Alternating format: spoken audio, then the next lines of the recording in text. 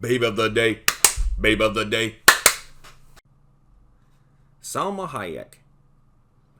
Out of all the likable actresses to come out of the 1990s, for pure raw sexiness, Salma topped them all. Whether she liked it or not, she was definitely a sex symbol. It was an image she would never totally shake. There are worse things. She was a native of Mexico, and she came from a wealthy Mexican family. Her parents were quite well-to-do.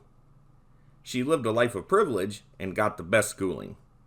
Salma certainly wasn't dumb. Salma's father was of Lebanese descent. Her mother was of Spanish descent. A blending of these two is responsible for Salma's beautiful, exotic look. In 1988, at the age of 21, Salma started her acting career in Mexico. By 1989, she was a major star in her own country, due to being the title character in the soap opera Teresa. In 1991, after that series wrapped, she decided to pursue a career in Hollywood. That proved to be tougher going. Salma got the same beat down that so many actors get when they first come to Hollywood. Everyone faces a different battle in show business. What Salma discovered was if you were really from Mexico, you were hard-pressed to find work playing Mexicans. Huh? They picked on her accent, going so far as to say that she sounded like a housekeeper. Hollywood casting directors generally liked Americanized Latinos or people who looked Mexican enough to play the characters Salma knew how to play. That way, they could either speak with perfect diction or whip on a fake SA accent to sound urban. It was all pretty silly, but it was a common practice that has not gone away. Salma did get some smaller roles in TV shows and movies, beginning in 1992. In 1993, she was in 3 episodes of the short-lived sitcom The Sinbad Show. This would be her first really major exposure to American audiences. Had the show been a hit, who knows what direction her career would have taken. Would she be as popular as she is today? Who knows? Fortunately, Salma's struggle didn't last all that long. By 1994, she got a big break in a roundabout way. Robert Rodriguez was an up-and-coming film director. No one knew about him back then like they do now, but he had just hit it big with his 1992 film, El Mariachi. Although it was an American B-movie, it was done entirely in the Spanish language. People thought it was cool, and it got him a chance to direct a made-for-TV action film for the Showtime network. Robert was looking for a leading lady for his next movie, Road Racers, and Salma got the part. Although the movie came and went, Robert's stock as a director was rising, and he liked Salma so much that he wanted to keep working with her. In those early days especially, Robert and Salma helped further each other's careers. Their next film together was Desperado in 1995. Salma was the leading lady again, opposite of Antonio Banderas. She played self-confident and feisty Carolina, the impoverished bookstore owner. This movie was a sequel to El Mariachi, and it blew the original away. It was made on a relatively smaller budget, but became a hit. This movie really made huge stars out of Rodriguez, Banderas, and Hayek in a big way. This is widely considered Salma's breakout role. Desperado was a wild movie, filled with wild action and quirky humor. It was violent and vulgar, and, some may say, played up to every Mexican stereotype. But it's also highly watchable, and a movie that everyone involved can be proud of. It's definitely not boring, and it's not predictable. She was in a couple movies after this, but her next high-profile role would come in 1996 in the original From Dusk Till Dawn. It was directed by Robert Rodriguez and written by Quentin Tarantino. This was an odd sort of action horror film, for sure, but it was also quite entertaining and awesome. Salma Hayek's character was rather minor in the film, but extremely memorable and a total showstopper. She played an exotic dancer who reveals herself to be a vampire. As popular as her role was in this film, a lot of people tend to forget that she wasn't really in it all that long. The movie was a success and spawned a franchise of sequel films, a TV series, even a video game. Nobody wants to leave this alone. Later in 1996, Salma was in an action comedy movie called Fled. Although this movie bombed, I always really liked it, and I thought it was something cool and new for her. The movie starred Lawrence Fishburne and Stephen Baldwin. It takes a while for Salma to come into it, but she plays an important part, and her character connects with Fishburne. Although she plays an attractive woman, she's not playing a Mexican native or a vamp. She is an ordinary, but funny, American citizen who gets caught up in the problems of our heroes. It's really too bad that this movie didn't do better and that Salma isn't more recognized for her part in it, because I do think it was a positive turning point for her. I do think she got a chance to prove that she was a good comedic actress with her next movie, Fools Rush In, opposite of Matthew Perry. Released in 1997, the movie did well, but wasn't a mega hit. Still, it seems to be fondly remembered, and Perry thought it was his best movie. Her next notable movie after this was 54, released in 1998. It was an ensemble cast with a lot of famous people, but she played one of the biggest parts. It was a drama about the famous Studio 54 Club in New York City, popular during the 1970s and 80s. The movie wasn't wildly successful, but it has maintained a faithful following. Later that year, she was in another Robert Rodriguez movie called The Faculty. It was a science fiction horror movie, and although it did well in theaters and featured a huge cast of well-known actors, I just didn't care for it. A lot of other people didn't like it either, so I don't feel so bad about it. It took well over 20 years before this movie developed a cult following. Dogma from 1999 came after this.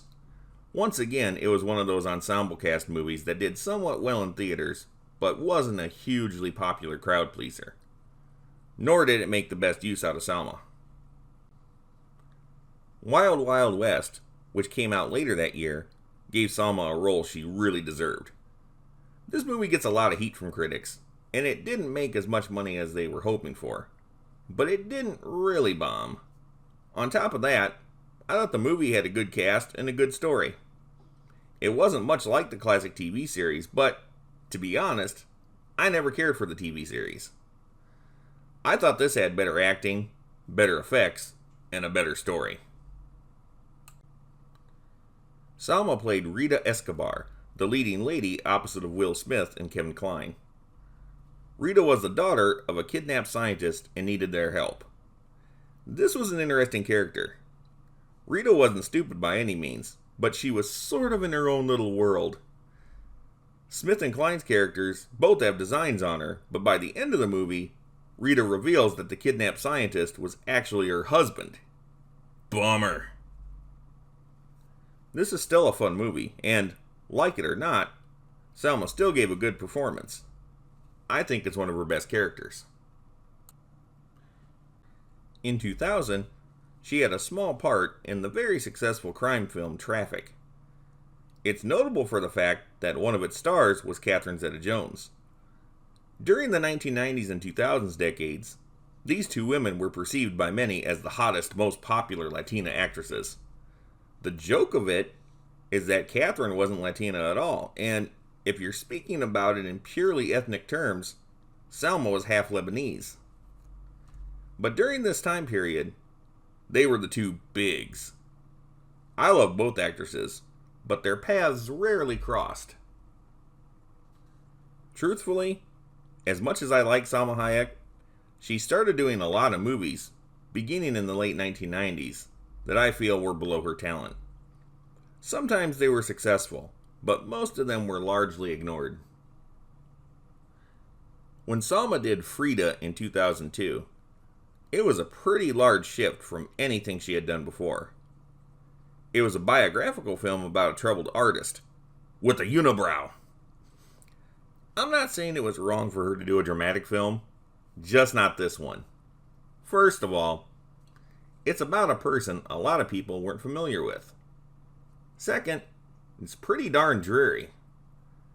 This was a lower budget movie, and it did actually turn a profit, but it wasn't a blockbuster by any means. Salma was nominated for an Academy Award for Best Actress in this movie. Critics claim to love it. Let me put it this way. When you think of Salma Hayek, no one thinks of this movie first. As much as Frida was touted to be an artistic triumph and all that junk, I noticed that after that movie, and for many years on, Salma stayed with doing more commercial movies. Wise choice. Her next movie was a small part in the Robert Rodriguez directed Spy Kids 3D Game Over in 2003. Although not a big role, the movie was a big moneymaker with a lot more visibility. Later in the year came a major disappointment. It was the long-awaited sequel to Desperado, called Once Upon a Time in Mexico. Now, this was a commercial movie, and it did make some money, but it was just a bad movie.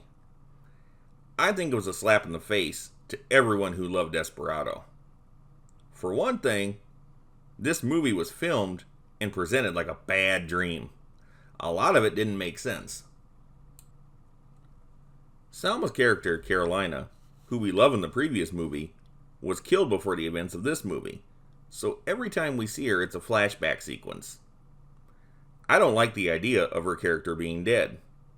It was totally unnecessary and harsh. Antonio Banderas' character of El Mariachi felt like a supporting character in his own movie. For some reason, Johnny Depp is in this movie as a CIA agent.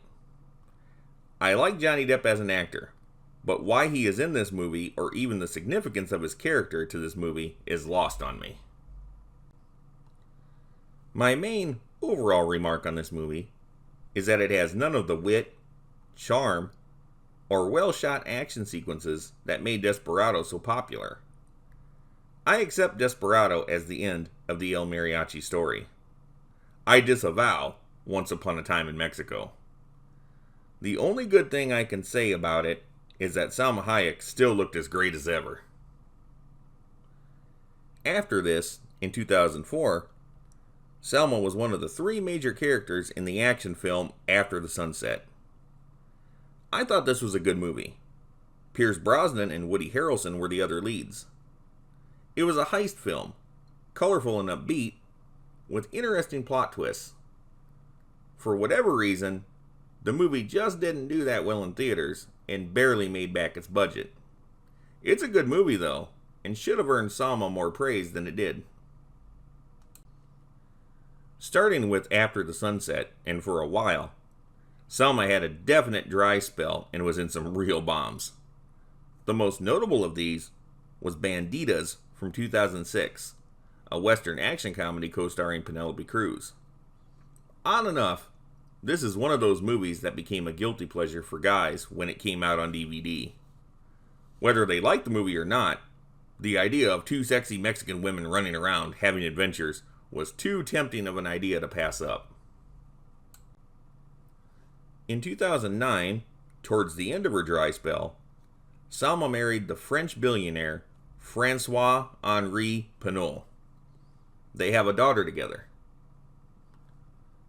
Salma's next commercially successful movie, after Once Upon a Time in Mexico from 2003, was the comedy film Grown Ups from 2010.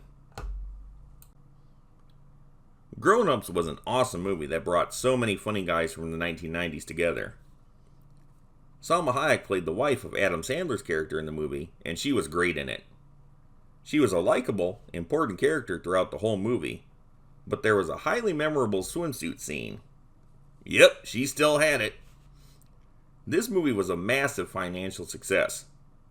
She reprised her role of Roxanne in the 2013 sequel Grown Ups 2, also a big success. In 2011, Salma did a different kind of movie but still very commercial, that was a mega success. This was the computer-animated Puss in Boots. It was a take on the classic Puss in Boots children's story, but more importantly, it was a spin-off of the popular Shrek movies, in which the character appeared. The commercial appeal of this movie was well planned. Antonio Banderas as Puss in Boots was like his famous turn as Zorro. Salma Hayek, his co-star from Desperado, was his female counterpart and love interest, a character by the name of Kitty Softpaws. Along with other famous people doing voices, and the popularity of the Shrek franchise behind it, this movie was a major crowd pleaser. Between Grown Ups and Puss in Boots, Salma Hayek was back on track in a big way. She has always worked steadily. Some movies were more successful than others, but she definitely had star power. In 2012, she played the love interest of Kevin James in the comedy movie Here Comes the Boom. The movie was modestly successful in theaters, but absolutely hilarious. I think Salma is at her best when she's playing funny or charming characters. It looks like, to me, that she enjoys herself more when she's doing comedy than her dramatic roles. After Grown Ups in 2013, Salma has still worked, but she just hasn't done a lot of stuff that resonates with audiences. She was the wife of Samuel L. Jackson's character in the action comedy The Hitman's Bodyguard from 2017. She was also in the sequel to this movie from 2021, but it flopped hard. In 2021, she was one of many people in the superhero film Eternals. I know this movie was supposed to have made some money, but I've never heard people talk about it at all. And let's just say that it didn't reach the Avengers heights of fame. In 2022, Salma returned for the sequel of Puss in Boots called Puss in Boots: The Last Wish. Like the original film, this too was a monster success at the box office. When it comes to television, she has made a number of appearances over the years, but it really hasn't been her medium since her early days in Mexico. Her majorly popular TV roles were as recurring characters in Ugly Betty from 2006 to 2007, and on 30 Rock from 2009 to 2013. The fact that Salma has worked so steadily since she began acting proves that she must like what she's doing. For me, that always makes an actress more likable. She's not a flaky actress, and obviously has kept herself level-headed. Every performer has their hits and misses, but people remember Salma's successes much more than her failures. With her beauty and humor, she plays likable women that audiences want to see over and over again. This is what makes her a smoking hot babe of the day, babe of the day.